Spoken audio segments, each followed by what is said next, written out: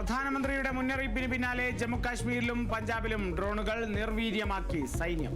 അതിർത്തി വിമാനത്താവളങ്ങളിൽ നിന്നുള്ള സർവീസുകൾ റദ്ദാക്കി എയർ ഇന്ത്യയും ഇൻഡിഗോയും. സ്ഥിതിഗതികൾ വീണ്ടും വിലയിരുത്താൻ ഇന്ത്യ.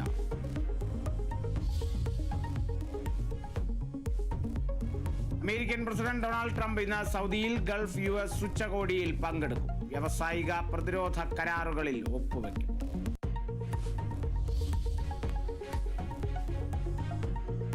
നന്തൻകൂട് കൂട്ടക്കൊലക്കേസിൽ ശിക്ഷാവിധി ഇന്ന്. പ്രതി കേതൽ ജിൻസൺ രാജയ്ക്ക് വധശിക്ഷ നൽകണമെന്ന് പ്രോസിക്യൂഷൻ.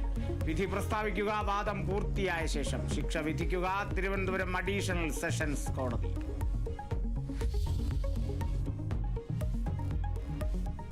സംസ്ഥാനത്ത് ഇന്ന് പരക്കെ മഴയ്ക്ക് സാധ്യത. പത്തനംതിട്ട, ഇടുക്കി, മലപ്പുറം ജില്ലകളിൽ യെല്ലോ അലേർട്ട്. ഈ മാസം 27-ന് കാലവർഷം കേരളത്തിലെത്തിയേക്കും.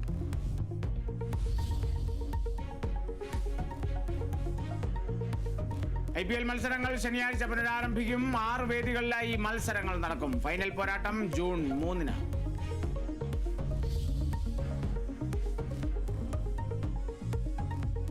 Carlo Ancelotti Brazil football team പരിശീലകൻ. ഔദ്യോഗിക പ്രഖ്യാപനം നടത്തി Brazil football federation. Carlo Ancelotti ബ്രസീലിന്റെ ആദ്യ വിദേശ പരിശീലകൻ.